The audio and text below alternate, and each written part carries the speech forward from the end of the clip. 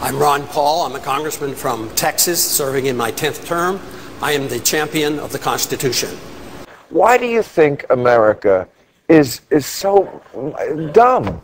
Was it always dumb? I hope not all of us. No, not all of us. We're Americans. Yes, right. But how do you get this smart? I mean, come on.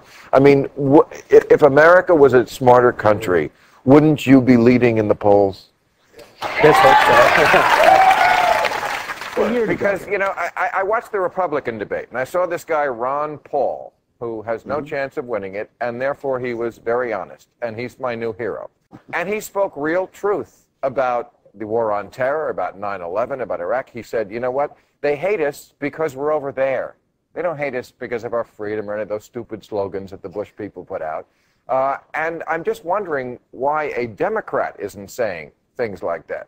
Say a Democrat who could use a bump in the polls.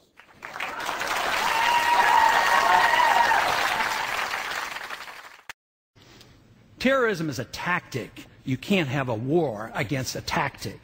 It's deliberately vague and non-definable in order to justify and permit perpetual war anywhere and under any circumstances. Don't forget, the Iraqis and Saddam Hussein had nothing to do with any terrorist attack against us, including that on 9/11. Congressman Paul, I believe you are the only man on the stage who opposes the war in Iraq, who would bring the troops home as quickly as almost immediately, sir. Are you out of step with your party? Is your party out of step with the rest of the world? If either of those is the case, why are you seeking its nomination? Well, I think the party has lost its way because the conservative wing of the Republican Party always advocated a non-interventionist foreign policy. Senator Robert Taft didn't want to be in NATO.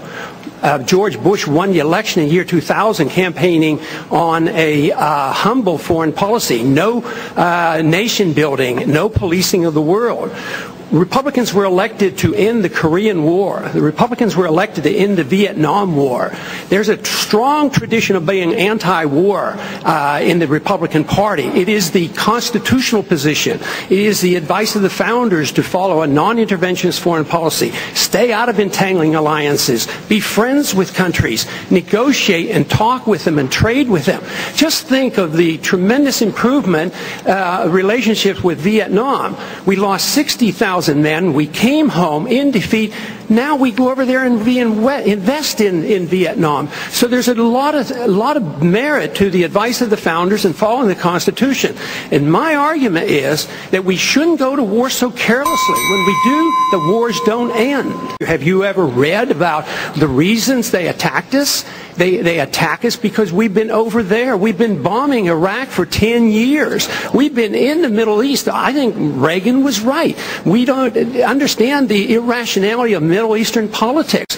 So right now we're building an embassy in Iraq that's bigger than the Vatican. We're building 14 permanent bases. What would we say here if China was doing this in our country or in the Gulf of Mexico? We would be objecting. We need to look at what we do from the perspective of what would happen if somebody else did it to us. Are you suggesting we invited the 9/11 attack, sir?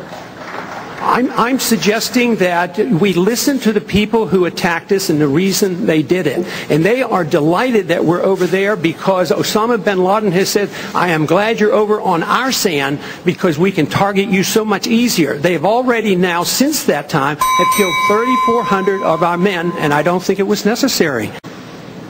It's an extraordinary statement as someone who lived through the attack of September 11, that we invited the attack because we were attacking Iraq.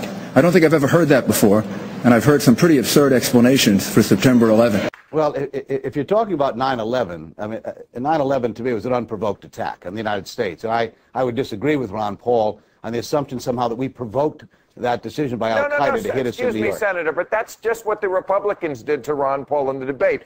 They twisted what he said. He wasn't saying that we were asking for it. What he was saying was we should listen to our enemies, and maybe the reason they're mad at us is because we have been meddling in the Middle East. We were in Saudi Arabia. That's what bin Laden was mad at us for. Now we're in Iraq, and we're screwing up that country.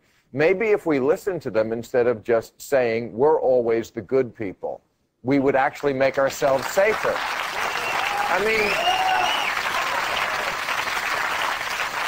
with all due respect, what do you have to lose?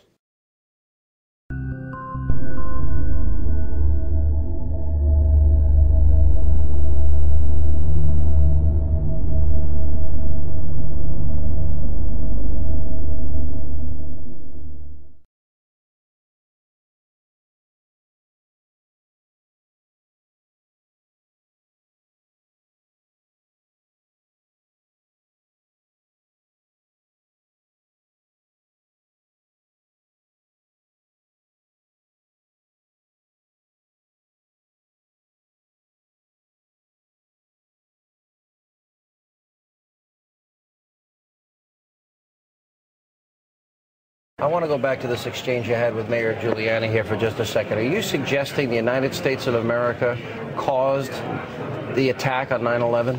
No, I think that's a cop-out. When people imply that, what you're saying is that if you don't endorse my foreign policy, you're un-American, you're unpatriotic. I never said anything like that. I don't say you're suggesting.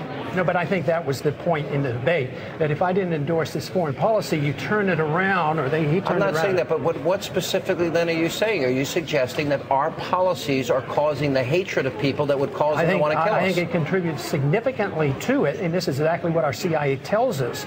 And anybody who's done any research on this has found out. What have we done to cause the attack? What did America do to cause the attack on 9/11? Okay, the Americans didn't do anything to cause it, but policies over many years caused and elicited hatred toward us, so somebody was willing to commit suicide. For instance, the occupation with our military troops on their holy land in Saudi Arabia, bombing a Muslim country for 10 years, putting on sanctions that killed hundreds of thousands of people. So that caused an anger. Are you saying then that if the world has no moral obligation in the first Gulf War, when an innocent country is being pillaged and people are being raped and murdered and slaughtered, or in the case of Saddam, he's gassing his own people, are you suggesting we have no moral obligation? No, you stand by and let that immorality happen? We have on numerous occasions. You support that? We have on numerous occasions. If we feel strongly about it, why don't we declare? If a woman is being raped next door, we just do nothing there either? We're just out of time, but the fact is the Reagan administration stood by while the Kurds were being gassed. It happened in 1988. We didn't do anything about it for how many years? What did we do with Moscow? What did we do with the time we stood by and they did it to their people?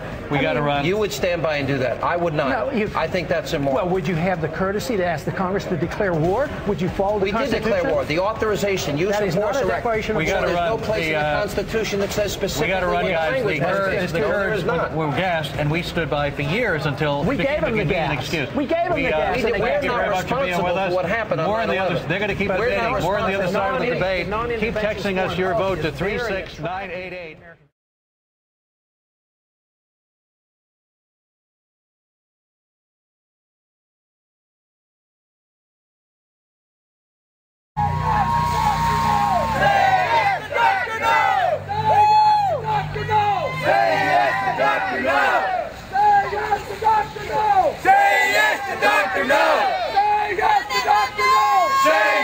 Doctor, no! Say yes to Doctor, no! Say yes to Doctor, no!